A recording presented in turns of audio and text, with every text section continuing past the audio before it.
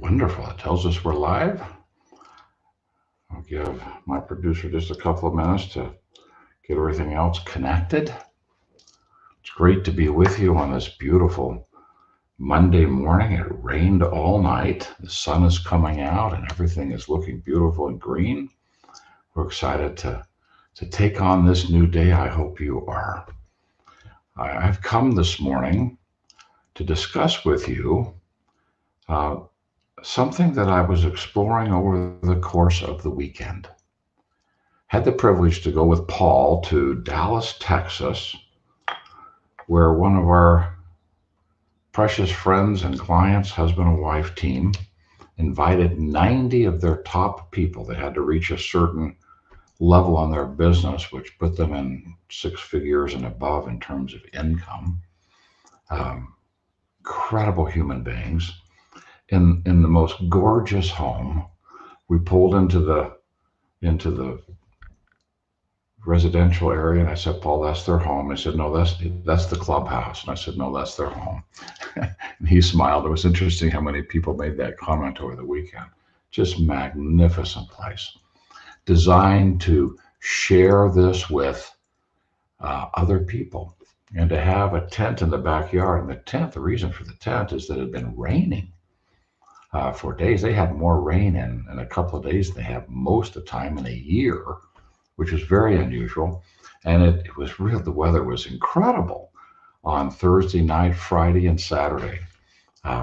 Just beautiful, beautiful weather. We had this tent with the air conditioners in it, 90 people. And Paul and I had the privilege of speaking several times over those days and speaking into the lives of those incredible human beings. And I woke up early Saturday morning before my speech that day and just had this powerful feeling overcome me. And I shared it with everyone that morning. And I want to share it with you this morning because I believe that this was a breakthrough for me, a breakthrough for many people that were in that room, those 90 leaders in that business. And it may be for you because we have a tendency when we're reflecting on us, on our lives, to have self-sabotaging internal dialogue. I wrote about this in the observer's chair. It says, no matter how loud, obnoxious, self-sabotaging, or destructive our internal dialogue, no matter what our thoughts may want us to believe, no matter what we have done or what has been done to us, we are priceless and unique. We are nature's greatest miracle. We are the observer. And the observer was written earlier in that book. We're practicing a gift given uniquely to human beings called metacognition, the ability to step back and reflect on our own thinking and make the appropriate changes to improve. We are the observer of our lives, and far too often we are trapped in internal dialogue that is self-deprecating, is toxic, in which we question our very worth as a human being. We put conditions on it. We're only valuable if, we're only valuable when. We look at our gifts and we compare them.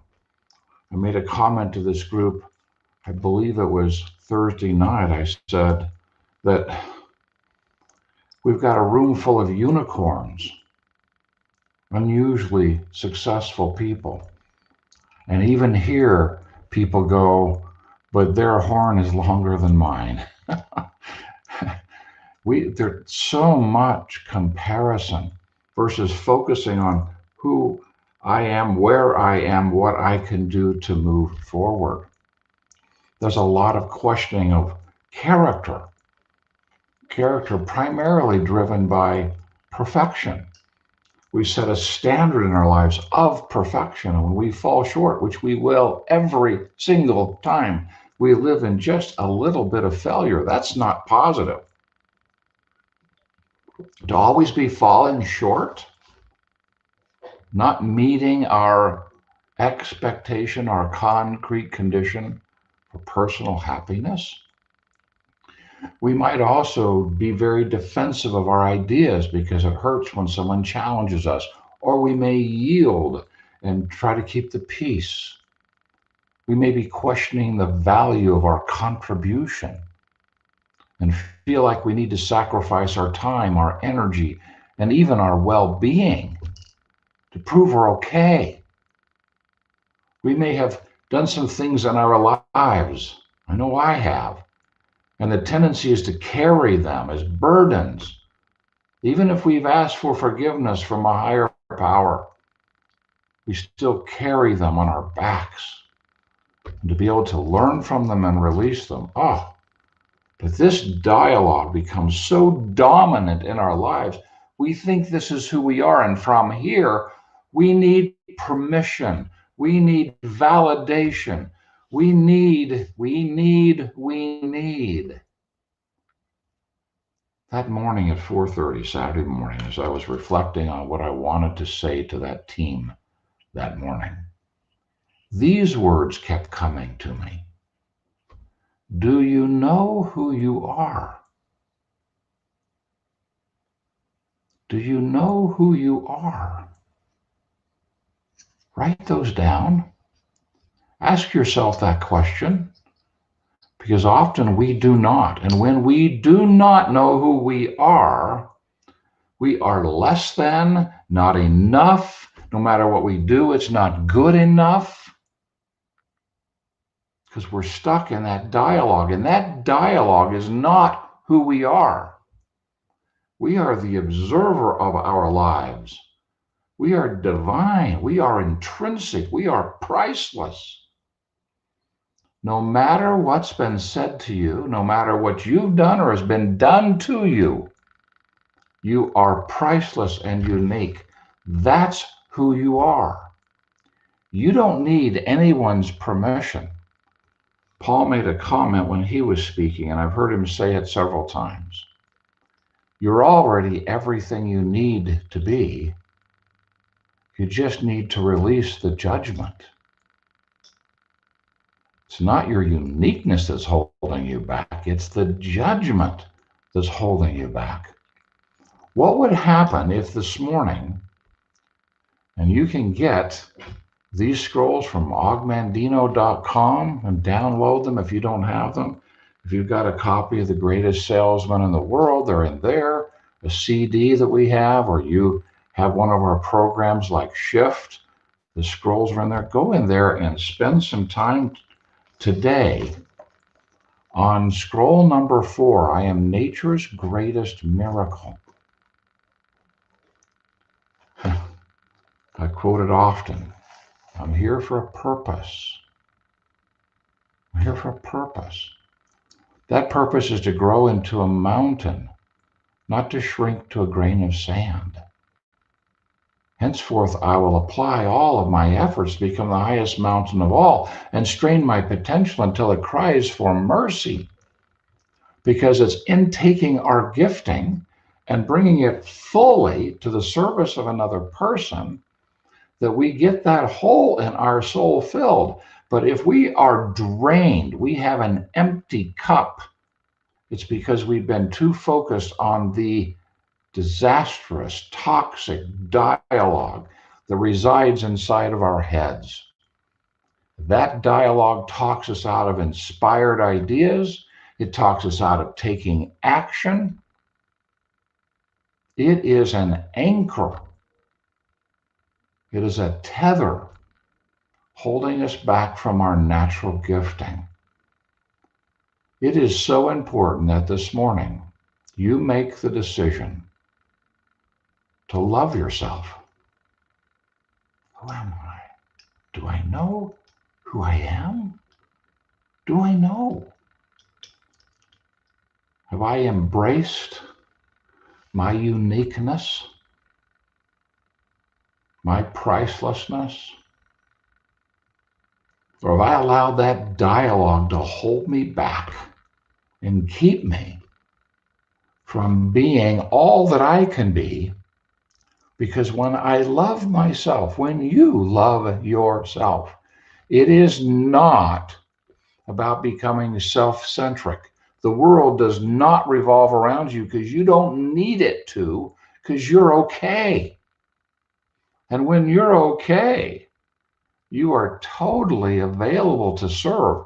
And all of the wonderful gifts that come from stepping into a person's world and listening till they feel understood and bringing down their walls and unleashing their energy and cooperation, of instead of being catastrophe and fantasy and frustration, to be seeking guidance about what I can do to serve better and to do things better, and getting an inspired idea that ignites my passion and drives my action. To be in action, intentional, focused, bringing all of my gifts, all of my natural genius to that task in the moment. Can you feel this? This is where we want to be. It's like we need permission to be this. No, it's imperative that we be this, or we're robbing ourselves and everyone else around us of the gifting we've been given. We don't want to do this anymore. We are going to want to be okay. I gave a technique to a client that my wife shared with me. And it's very simple. Just wrap your arms around yourself like this. Just do it. Nobody can see you. Just wrap your arms around yourself. Now, if you're driving, you may need a hand on the steering wheel. Wrap your arms around yourself. Just feel you. Feel you. And then say to yourself, I really love you. I really love you. Do this several times a day if necessary, and listen to the dialogue that comes right after. Yes, but, oh, but. That's the dialogue you have been identifying with. You've identified with that dialogue. But there's a part of you, as Og said in Scroll 4, a flame that burns down and deep down inside of you, that's a constant irritation to your spirit to be better than you are. You will fan these flames of dissatisfaction and proclaim your uniqueness to the world. We've been putting way too many wet blankets on this flame. Questions about my worth, questions about my ability, questions about my character, questions about the value of my contribution. The only thing holding you back are those blankets. Let's start removing them today. Hold yourself. Guys, too. I love myself. I really love me. I love me. Again, not so that it's about you. It's so that it can stop being about you. Walking into a room and feeling uncomfortable, and what are they going to think about what I'm wearing, or my body, or my hairstyle, or the words I speak. Wow. We'd be so less concerned about what people think about us if we knew how little they actually do. Who are they thinking about? Themselves. When we're available, we can notice that. We can support that. We can step into their world and lift and build them. That's why this is the greatest secret of success in all ventures, agape. And agape starts with loving yourself so that you can love your neighbor. Oh, please. Maybe today. And we could go through all kinds of years and years and years and years and years of counseling, coaching, whatever it might be, to try to get past whatever it was. Go to Today I Begin a New Life and read about the Chicago Dream. Get those things out of your sack and into your heart. Give them purpose so that you can move forward in your natural gifting, which you do have, no matter what that dialogue wants you to believe. Step back. Thank you for serving me. Thank you for protecting me. But I've chosen to be me. Me. I really love me so that I can really love others. Do you know who you are? Do you dare look? You're priceless. You're unique. You're nature's greatest miracle. Greatest miracle. It is time for us to own this so that we can serve others and be an active part of contributing to this planet. Blessings to everybody. Have the best day of your life. I love me.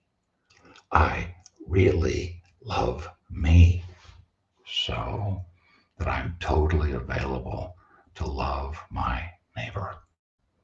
Thanks, everyone.